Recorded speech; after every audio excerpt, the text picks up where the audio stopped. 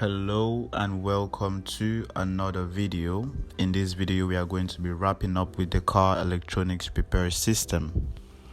So firstly we are going to look at the user interface structure for all the different screens we have, and then we are going to follow it by looking at the database structure on MySQL Workbench, and then we are going to look at the code itself and then a test run to complete this video. So firstly we have a splash screen that is gonna show a loading navigation, a loading bar here, progress bar.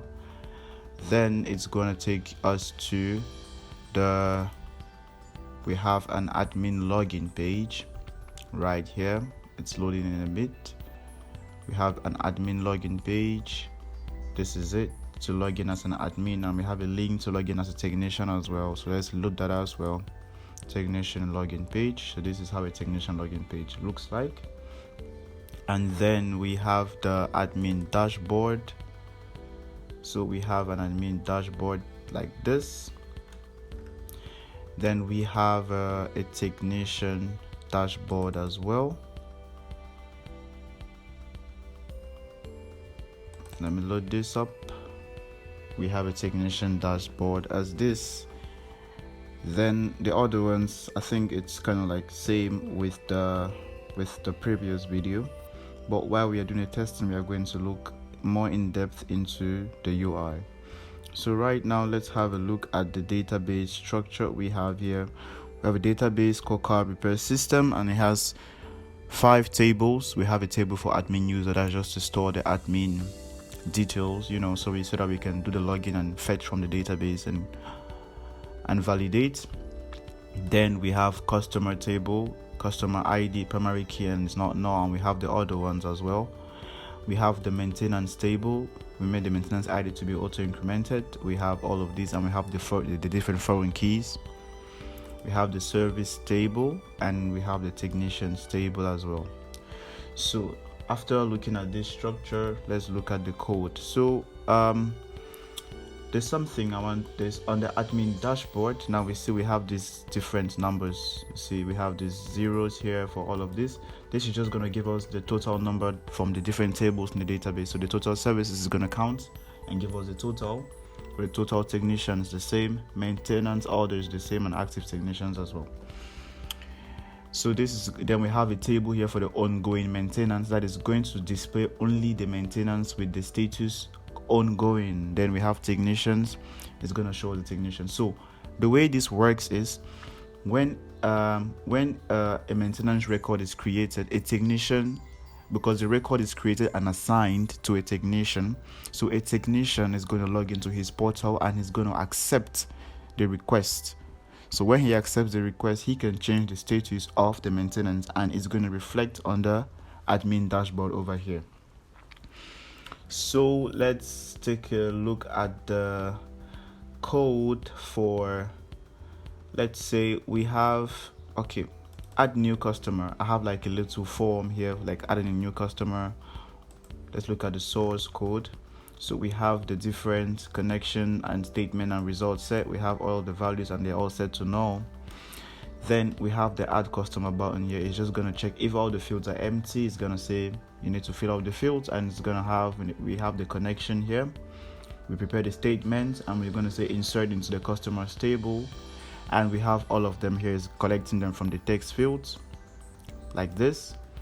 And then when it's done, it's going to say this customer successfully added, and it's going to reset the fields. And that is basically adding a new customer.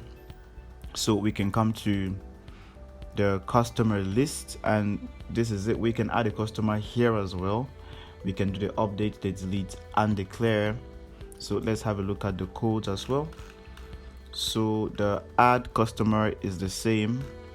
We have the update, is going to check the fields as well, and it's different here because the query is going to be update customers, and we're going to set the ID to these and that and the other ones as well.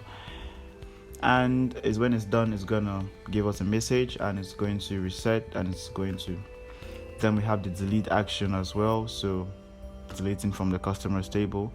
And we have all these various methods for all the different all the different frames here. This is for the services. So we have the add service, the update, the delete, and the clear. Is basically same, but there is something that is extra on the maintain car frame. So this one, this one has a lot going on here. Let me explain. So to maintain a car, firstly you have to select the customer for whom you want to maintain his or her car, given that it has been added already. If you've not added, we have like a shortcut to go to the add customer. You can add a new customer here, and you can refresh it easily clicking this button. You can refresh it here, and it's going to refresh. You select the customer, and his details are going to be populated in here. Then you can select the service from here, and the price is going to be here as well. And you can select a technician to whom you want to assign the job to, and you submit it, and it's going to be stored, and the technician is going to receive the request. So enough talking. Let's try. Let me load up the application, and then I'm running the splash screen. On the splash screen we'll have all the other screens. So let me load it up, and we are going to do our testing. So it says software loading, so I added this progress bar, to give it the software effect. So after it's done, I'll need to log in. So what are the admin credentials I have so far? From the admin table, if I fetch everything I have here, I'm seeing the admin name is admin and the password is password. So I'm going to type admin, and I'm going to type password, and I click on login, and it should take me here. So you see, we have 4 total services in our system. We have 3 technicians, we have 4 maintenance orders actually, and we have 2 active technicians. You see, looking down here, you see available technicians. We have just 1 and 2. Cipher 2, we have 2 technicians that are active, and it is displayed here, and it should. But we have 3 in total, but we have just 2 that have the status available. You see, that are available. So we have just 2 that are available. We can come to the user list. We have all the technicians. If you can see, we have a technician called Barry, but he is busy, so he is not going to be displayed here as an active technician. He's not going to be on this table. So on this table, you can see the ones that are really active, to whom you can assign jobs to them. So we have the technicians here. Then we have all the customers as well. We have their details here. The service list, we have the different services that we offer. You see, this one is open, this one is closed. So we have open services and closed services, and added the logic to that you cannot use a closed service. We're going to do the tests from the moment, and we're going to see how that works. Then we have maintain a car. Like I said, right in a minute we'll do a test and we'll see how everything works. Here I'm collecting all the customers, so that's what I try to say. Maintenance list is going to be a list of all of the maintenance. We have maintenance have different stages, so we're going to see that as well. Then this one is going to have all the completed work, so that you can easily track all of those things. So let's look for one technician and then go to, so let's say we're logging in as Cipher, technician name and password 123456. So and log out, log in as technician. So the username was Cipher, and the password is 123456. And I click login. Now this is the technician's dashboard. So he is gonna see that there are 4 services in the system, there are 2 maintenance orders, and there are just 2 active. This is just default data. The technician can edit his data as well. He can set his status if he wants to be available, busy, or on leave. He can set that as well, so he can edit his details. Now he can see requests. He can see all the requests he has received. So this is a request here. He can accept this request. You see, it's cancelled, but he can say accepted. If he accepts this request, he updates the status. Work status updated successfully, so it's accepted. If it goes now, if we go back now to the whole admin dashboard thing, we can see we are going to see something that's changed. So let's go back to the admin and let's do a test run now. So admin, and the password is password. So I'm going to log in. Now I have Now you see here we have a new ongoing maintenance services. You see here, this one is accepted. So this is a new service that we just added. You see, accepted. So it is right here. So I come to maintenance list. I've seen a new service, accepted. Before it was cancelled, now it's accepted. So right now, let's come to technicians. We can add a new technician. We have 3 here. Let's go technician 4. We'll give him, let's say we'll call him Ali, and his contact details is going to be as follows. His address is going to be in Mausa. His status is available, and his password is 123456.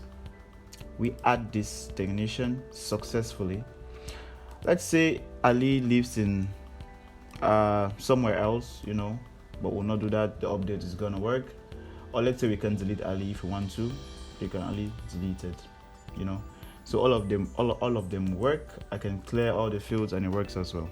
So now the customer list, let's say I have a new customer that just came, customer ID 6. The customer name, let's say his name is John Curry, like this. Car plate number, his plate number is like this. Let's say like this. Then his email is gonna be johncurry@outlook.com. Okay, his contact is as follows, and his address is Mausa. And I'm gonna add this. So added successfully, and we have the customer added here.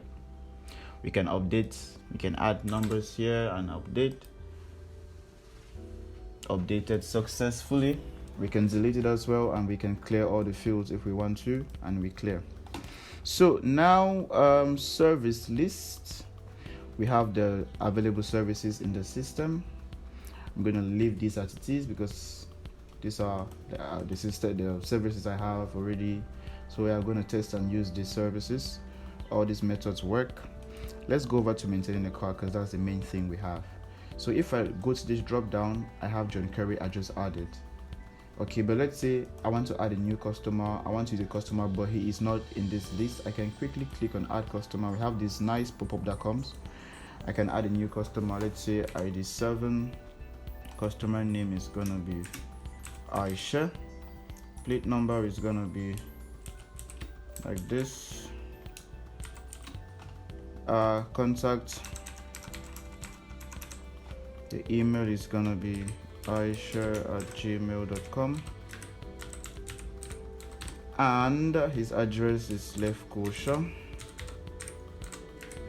I can add customer, added successfully. I'm gonna close this, but if I come here, I'm not gonna see him right away, so I need to use this refresh button. I refresh and I'm gonna see Aisha, so I'm gonna use Aisha, and I'm going to click on select, and you see all his details come into this input fields. So I have the whole customer detail there. Let's say I want to do camera installation, but notice it is closed. So let's see what happens. Let's say I want to give this job to Cypher. I click on submit. You see error, cannot use a closed service. What if I want to give Barry the job and I want to say okay, he will do Android CarPlay, but Barry is busy? Submit error, cannot assign work to a busy technician. So I handled all this logic.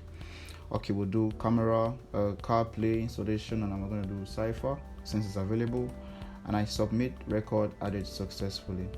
If I check the maintenance lists now, before it appears here, the technician has to accept. So it has gone as a request, then completed work, and that is that. So now let's head over to Cypher the technician. But if you check here, maintenance orders is 5. But if I look here, this is a dashboard ongoing maintenance services. The last one I added just now, Aisha, is pending. You see, it's pending. So we'll look at the status after we accept it from the technician side. So let's go back to the technician. Now the username is Cypher, and his password is 123456, and I'm going to log in. Now we have a new request. It's showing directly here, request, and it's pending. So we can come to requests. We'll see Aisha, the new request, I click on Aisha, I can see all the details here. I can change the status now to accepted, and I'm going to update the status updated successfully. So if I come back to the dashboard, there is no request anymore since the job has already been accepted. It has already been accepted, so it's not gonna be here. If I come to request again, whenever I'm done with the job, I can come here and I click on completed, and I click on update status, and the work has been updated successfully. If I come to my dashboard, now under completed repairs, I can see that Aisha's job is completed, so a technician can track how many jobs he has successfully completed. Now going back to the admin one last time, admin, and I'm gonna have password as password. All right, login. Now I can see that Aisha's job here, before it was showing pending, but now it's completed. Why? Because the technician is done with the job and he's completed the job. And if I come to completed work, I'm gonna see Aisha here as completed. So this is the main logic that we have here for the whole car electronic repair system. Thank you.